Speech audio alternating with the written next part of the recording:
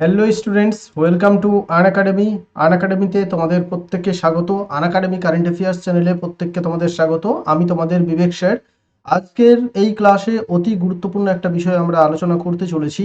তোমরা প্রত্যেকেই জানো 2 জুন যে ভয়াবহ রেলওয়ে দুর্ঘটনাটা ঘটেছে, এটা আমাদের এই শতাব্দীর যে সবথেকে বড় বড় রেলওয়ে দুর্ঘটনা তার মধ্যে একটি দুর্ঘটনা বলা যেতে পারে। 3টি ট্রেন একসঙ্গে কিন্তু অ্যাক্সিডেন্ট হয়েছে। একটা ট্রেন মালবাহী গাড়ির সঙ্গে আরেক ট্রেনের ধাক্কা লাগে এবং সেই ট্রেন কিন্তু ছিটকে পড়ে যায়। তারপর বিপরীত দিক থেকে আসা আরেকটা এক্সপ্রেস কিন্তু সেই ট্রেনের গায়ে ধাক্কা মারে। দুটো প্যাসেঞ্জার ট্রেন ছিল বলে, 3টে যদি প্যাসেঞ্জার ট্রেন থাকতো তাহলে ভাবো যে আরও ক্ষয়ক্ষতিটা কত বেশি হতো। তাহলে আমরা খবরের কাগজ থেকে যেটা জানতে পেরেছি, প্রায় প্রচুর মানুষ কিন্তু মারা গেছেন। এখনো পর্যন্ত প্রায় 300-র বেশি মানুষ মারা গেছেন, 900-র বেশি ইনজুয়েড রয়েছেন। বিভিন্ন চিকিৎসালয়ে, বিভিন্ন হাসপাতালে কিন্তু তারা ভর্তি রয়েছেন।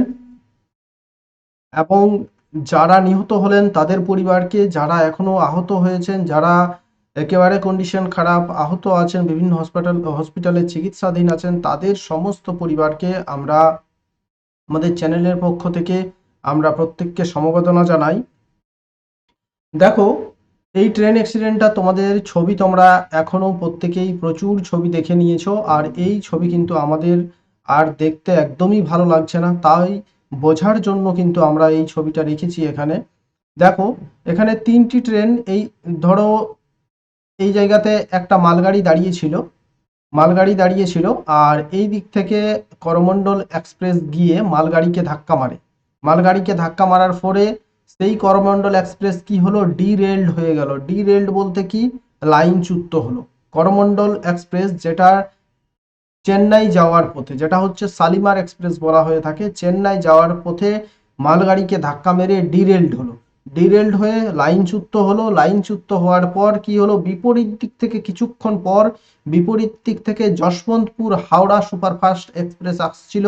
সেই যশবন্তপুর হাওড়া সুপারফাস্ট এক্সপ্রেস করমণ্ডল এক্সপ্রেসকে ধাক্কা মারে, দুমড়ে মুচড়ে যায়। এই কতগুলো রেলের বগিগুলো তোমরা দেখতে পাচ্ছ। তো স্বাভাবিকভাবেই প্রশ্ন উঠছে, আমরা যে কিছুদিন আগেই শুনেছিলাম আমাদের ভারতের রেল ব্যবস্থাতে কবচ ব্যবস্থা নাকি চালু হলো, তাহলে এই কবচ ব্যবস্থার কি হলো? কবচ ব্যবস্থা কি আমাদের রেলওয়ে দুর্ঘটনা কি ফেল করে গেল? তাহলে রেলওয়ে দুর্ঘটনাকে কি তাহলে আটকাতে পারলো না? কবচ ব্যবস্থা নিয়ে স্বাভাবিকভাবেই প্রশ্ন উঠছে, নাকি এই জায়গাতে কবচ ব্যবস্থা এখনো চালু হয়নি? তো এই আজকের ভিডিওর মূল বিষয় হচ্ছে যে এই কবচ প্রণালী নিয়েই আমরা কিন্তু আজ আলোচনা করব। পুরো ডিটেলসে আলোচনা করব কবচ প্রণালী নিয়ে। কবচ প্রণালী কি, বা কবচ প্রণালী যদি থাকতো তাহলে তাহলে রেলওয়ে দুর্ঘটনা ঘটতো কি ঘটতো না, তাহলে এতগুলো প্রাণ কি বেঁচে যেত? হ্যাঁ, ঠিকই শুনেছো, এই কবচ ব্যবস্থা যদি থাকতো তাহলে অবশ্যই এতগুলো প্রাণ কিন্তু আজ নিহত হতো না, মারা যেত না, তাদের পরিবার কিন্তু এই অবস্থায় থাকতো না, এতগুলো প্রাণ বেঁচে যেত কবচ ব্যবস্থা থাকলে। 90% চান্স থাকে কবচ ব্যবস্থা থাকলে বেঁচে যাওয়ার। কিভাবে, সমস্ত কিছু আলোচনা করব। দেখো, কবচ, ভারত কা কবচ। দেখো, বলছে Kavach is indigenous automatic train protection, যেটাকে এটিপি বলা হচ্ছে, system for enhancing safety of running trains developed by Indian railway. ভারতীয় রেলওয়ে দ্বারা তৈরি করা যে ট্রেনগুলোকে তাদের সেফটিকে আরো বাড়ানোর জন্য এই কবচ ব্যবস্থা চালু করা হয়েছে। অ্যানাউন্সড ইন দ্য 2022 সালে এটা অ্যানাউন্স করা হয়েছিল ইউনিয়ন বাজেটের মাধ্যমে as a part of the আত্মনির্ভর ভারত ইনিশিয়েটিভ। আত্মনির্ভর ভারতের ইনিশিয়েটিভ হিসেবে এটাকে লঞ্চ করা হয়েছিল। 2000 kilometre of rail network is planned to be brought under the indigenous world class technology কবচের মাধ্যমে 2000 কিলোমিটার এর অন্তর্গত করার কথা তখন বলা হয়েছিল। In addition to trial section of 250 kilometre, প্রাথমিকভাবে 250 কিলোমিটার এই কবচের আন্ডারে আনা হয়েছিল। তো কবচটা কি জিনিস, এর আন্ডারে আনা হয়েছিল মানেটাই কি, সমস্ত কিছু জানবো, দেখতে থাকো। At present Kavach is under implementation on 1200 route kilometre of South Central railway. বর্তমানে সাউথ সেন্ট্রাল রেলওয়েতে এর কাজ চলছে, 1200 কিলোমিটারের কাজ চলছে সাউথ সেন্ট্রাল রেলওয়েতে। ঠিক আছে, এই ছবিটা যেটা তোমরা দেখতে পাচ্ছ, এই ছবিতে ইনি হচ্ছেন ভারতের কেন্দ্রীয় রেল মন্ত্রী অশ্বিনী বৈষ্ণব। তিনি এই টেস্টিংটা কিছুদিন আগেই, হয়তো মার্চ মাসেই এই টেস্টিংটা করেছিলেন। দুদিক থেকে দুটো ট্রেন একই ট্র্যাকে আসছিল, আর একটা ইঞ্জিনের মধ্যে কেন্দ্রীয় মন্ত্রী বসছিলেন, লোকো পাইলটরা ছিলেন। তো এটা ঠিকঠাক কাজ করছে কিনা এজন্যই করা হয়েছিল। এই ভিডিওটা তোমরা হয়তো অনেকেই দেখেছো। দুটো ট্রেন প্রায় 200 মিটার পাশাপাশি আসার সঙ্গে সঙ্গে কিন্তু দুটো ট্রেনই থেমে যাচ্ছে। তাহলে কিন্তু এই কবচ সিস্টেম কাজ করছে। কবচ সিস্টেম কি করে কাজ করে দেখে নাও। ধরো এই যে লাইন ট্রেক, দুটো ট্রেন ধরো দুদিক থেকে আসছে, দুটো ট্রেন, এই দিক থেকে একটা ট্রেন, এই দিক থেকে একটা ট্রেন, দুটো ট্রেন দুদিক থেকে আসছে। এরা কাজ করে কেমন ভাবে না, রেডার সিস্টেম লাগানো থাকে। দেখো চলো ডিটেলসে বলে দিচ্ছি তোমাদের কবচটা কি। কবচ হলো স্বয়ংক্রিয় ট্রেন সুরক্ষা বা automatic train protection ATP system, যা ভারতীয় রেলওয়ে দ্বারা গবেষণা, ডিজাইন এবং স্ট্যান্ডার্ডস অর্গানাইজেশন আরডিএসও এর মাধ্যমে দেশীয়ভাবে তৈরি করা হয়েছে। আর এই যে কবচ, এটা ভারতের যে কবচ সিস্টেম লঞ্চ করেছে সেটা হচ্ছে বিশ্বের মধ্যে চিপেস্ট প্রোটেকশন। মাত্র 1 কিলোমিটার তৈরি করতে 50 লক্ষ টাকা খরচ রয়েছে। আর যেটা সারা বিশ্বে প্রায় 1 কিলোমিটার কবচের আন্ডারে আনার জন্য 2 কোটি টাকা খরচ রয়েছে। তো ভারত কিন্তু বর্তমানে 2000 কিলোমিটারে এটা করেছিল, সরি 250 কিলোমিটারে, 2000 কিলোমিটারের কাজ শুরু করেছে আর বলেছে 2027-28 সালের মধ্যে পুরোটা কমপ্লিট হবে। চলো দেখে নিই। কবচ এর প্রাথমিক উন্নয়ন 2012 সালে ট্রেন কলিশন অ্যাভয়েডেন্স সিস্টেম টিসিএএস নামে শুরু হয় এবং 2022 সালে উন্নয়ন সম্পন্ন হয়। কবচ সিস্টেম হলো একটি নিরাপত্তা অখণ্ডতা স্তর ফর প্রত্যয়িত প্রযুক্তি। একবার বাস্তবায়িত হলে কবচ হবে বিশ্বের সবচেয়ে সস্তা স্বয়ংক্রিয় ট্রেন সংঘর্ষ সুরক্ষা। এটা হবে বিশ্বের সবচেয়ে সস্তা, ঠিক আছে, যা বিশ্বব্যাপী প্রায় 2 কোটি টাকার তুলনায় প্রতি কিলোমিটারে 50 লক্ষ, যেটা একটু আগেই বললাম, সারা বিশ্বে যেটা খরচ হয় 2 কোটি টাকা, সেটা ভারতে করবে 50 লক্ষ টাকা দিয়ে।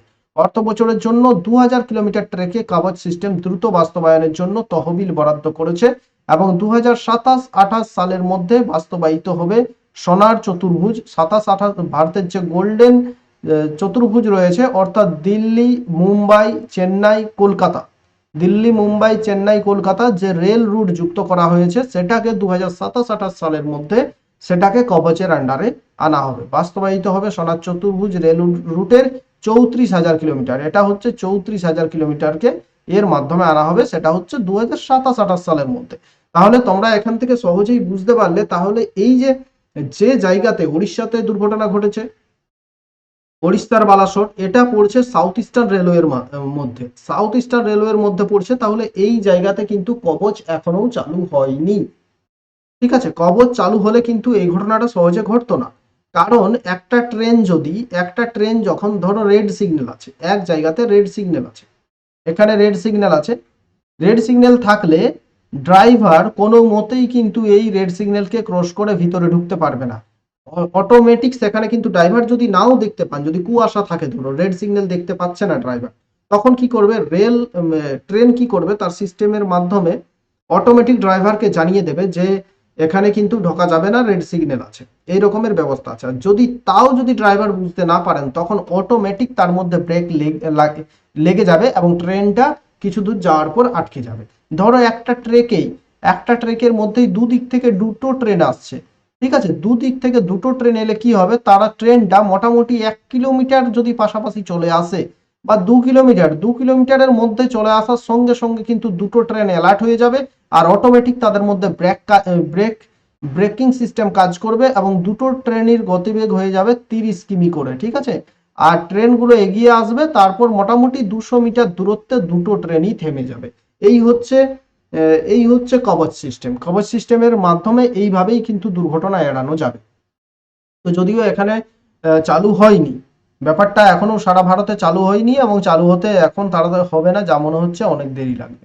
ভারতের নিজস্ব স্বয়ংক্রিয় সুরক্ষা ব্যবস্থা বা সংঘর্ষ এড়ানোর ব্যবস্থার বিকাশ 2012 সালে শুরু হয়েছিল। এই বিকাশ প্রকল্পটি শিরোনাম ছিল train collision and avoidance system. Train collision avoidance system, এই প্রকল্পটা 2012 সালে চালু হয়েছিল, ঠিক আছে, 11 বছর আগে।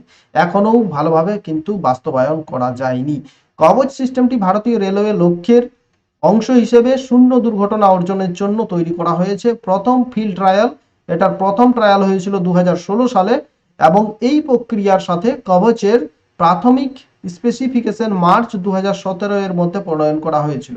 পরবর্তী বছরগুলিতে কবচ একটি স্বাধীন তৃতীয় পক্ষের দরকার নেই। এটা 2016 সালে প্রথম ট্রায়াল হয়েছিল। তো দেখতে পাচ্ছ কত দিন থেকে প্রকল্প কিন্তু চালু হচ্ছে, কত দিন থেকে এটা ট্রায়াল নেওয়া হচ্ছে, কিন্তু এখনো কিন্তু এর বাস্তবায়ন করা সম্ভব হয়নি। যদি এটা বাস্তবায়ন হয়ে যেত তাহলে কিন্তু হয়তো দুর্ঘটনাটা ঘটতো না। দেখো, সিস্টেমটি ইলেকট্রনিক্স ডিভাইস এবং রেডিও ফ্রিকোয়েন্সি শনাক্তকরণ ডিভাইসগুলির একটি সেট নিয়ে গঠিত। কেমন সেট নিয়ে গঠিত? সিস্টেম ইলেকট্রনিক্স ডিভাইস এবং রেডিও ফ্রিকোয়েন্সি শনাক্তকরণ ডিভাইস। এই ডিভাইসগুলো ট্রেনে লাগানো থাকবে আর সঙ্গে একটা স্টেশনে, পাশাপাশি স্টেশনে 1 কিলোমিটার দূরে দূরে, কিন্তু 1 কিলোমিটার বা পাশাপাশি পরপর যতগুলো স্টেশন থাকবে সব স্টেশনে এই সিস্টেম কিন্তু লাগানো থাকবে। একটি সেট নিয়ে গঠিত যা locomotive, track, railway signalling system এবং 1 কিমি দূরত্বে প্রতি স্টেশনে ইনস্টল করা হয়। প্রত্যেকটাই স্টেশনে এই সিস্টেম ইনস্টল করা থাকবে, তাহলেই কিন্তু ট্র্যাক করা যাবে ব্যাপারটা। সিস্টেমটি বর্তমানে অতি উচ্চ রেডিও ফ্রিকোয়েন্সির মাধ্যমে তার উপাদানগুলির সাথে যোগাযোগ করে যখন 4G LTE ভিত্তিক সিস্টেমের বিকাশ চলেছে। যেদিন থেকে এই 4G চালু হয়েছে তখন থেকে এই সিস্টেমের বিকাশ করা সম্ভব হচ্ছে। 4Gর আগে কিন্তু এই সিস্টেম কিন্তু কার্যকরী ছিল না। কবচ সতর্ক করে যখন একজন লোকো পাইলট একটি সিগন্যাল লাভ দেয়, এই জিনিসগুলো তোমাদের বললাম, যখন একটা সিগন্যাল ক্রস করে যায় তখনই কিন্তু কবচ সতর্ক করে দেয়। সিগন্যাল লাভ দেয় পাস্ট অ্যান্ড ডেঞ্জার স্প্রেড, যা ট্রেন সংঘর্ষের প্রধান